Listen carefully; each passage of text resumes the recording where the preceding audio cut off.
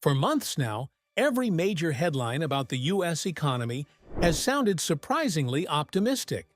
Growth is holding steady. Inflation has cooled. Unemployment is near record lows. And the Federal Reserve, the same institution that was once accused of pushing the economy toward a recession, is now being praised for achieving something almost no one thought possible: a soft landing. In plain terms, that means cooling inflation without crashing the economy, slowing down just enough to avoid a crisis. But here's the question. A growing number of economists and business leaders are quietly asking, is America's soft landing story too good to be true? Let's start with what's gone right. Because, to be fair, a lot has. 2 years ago, inflation was spiraling. Prices were up more than 9%, the highest in 4 decades. To bring it down, the Fed raised interest rates at the fastest pace since the 1980s. By most playbooks, that kind of move should have triggered a deep recession, but it didn't. Instead, the economy kept growing. Businesses stayed profitable. Job creation barely slowed. And inflation, while not perfect, dropped back near the 3% range. That's why economists started using the phrase soft landing, because somehow the plane didn't crash. But here's where the story gets complicated. Because beneath the surface, the engines of that soft landing are starting to sputter. Let's begin with the consumer, the heartbeat of the American economy. Right now, spending remains strong. People are still traveling, eating out, and buying things they probably shouldn't. But look closer, and the foundation of that spending tells a different story. Household savings, which ballooned during the pandemic, have been almost completely drained. Credit card debt has hit an all-time high, over $1.3 trillion, and delinquency rates are climbing, especially among younger borrowers. In other words, consumers haven't stopped spending. They've just shifted how they spend.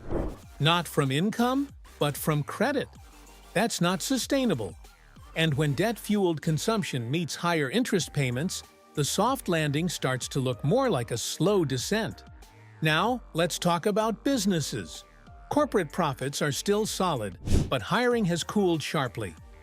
Many big employers, especially in tech, finance, and logistics, are freezing new positions or quietly trimming staff. It's not mass layoffs, but it's restraint. Companies are doing more with fewer workers, waiting to see how demand holds up.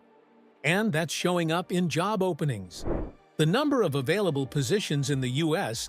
has dropped by nearly 2 million over the past year. It's not a crisis, but it's a clear sign of caution. The corporate message is simple. The soft landing is nice, but nobody's betting the house on it. Then there's the regional divide, something that doesn't always make the headlines, but defines how uneven this recovery really is.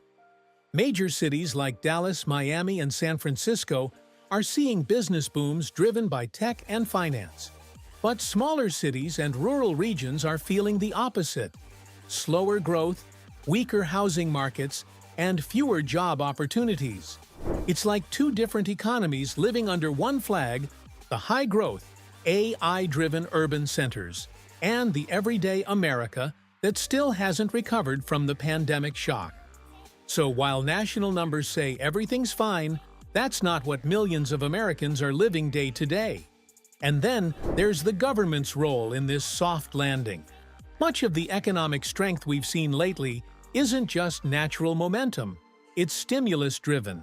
Federal spending on infrastructure, clean energy, and semiconductor production has pumped hundreds of billions of dollars into the economy. That's been great for growth, but it's also temporary. Once that wave of spending slows, the question becomes, what happens next? Does private investment step in, or does the slowdown finally arrive? Even the Fed admits that some of the resilience we're seeing may not last. The biggest risk, though, may come from the one thing America can't control: time. The longer interest rates stay high, the heavier the pressure builds on consumers, on small businesses, and on the housing market. Mortgage rates near 7% have already frozen home sales. Auto loans and credit cards are eating into disposable income, and corporate borrowing costs are at their highest levels in over a decade. In other words, the soft landing depends on the economy staying perfectly balanced, high enough to slow inflation, but low enough to avoid a crash. That balance can't last forever. Something, demand, credit, or employment, will eventually give. So is the soft landing real? Yes, for now. The economy has proven remarkably resilient, and credit goes where it's due. Businesses adapted fast, consumers kept spending, and policymakers managed to steer through turbulence. But the landing is still happening. The wheels haven't touched down yet. Behind every glowing headline are the same old pressures: debt, inequality, housing strain, and a job market that's starting to cool. The truth is, America's soft landing might not be a destination. It might just be the calm before the next adjustment. Slower, quieter, but no less painful. Because no economy defies gravity forever. You can delay a slowdown. You can cushion it with policy. But you can't erase the consequences of years of cheap money, soaring debt, and widening inequality. So yes, the soft landing is possible, but it's fragile. And the longer we celebrate it as a miracle, the easier it becomes to forget that every miracle, even this one, eventually runs out of fuel.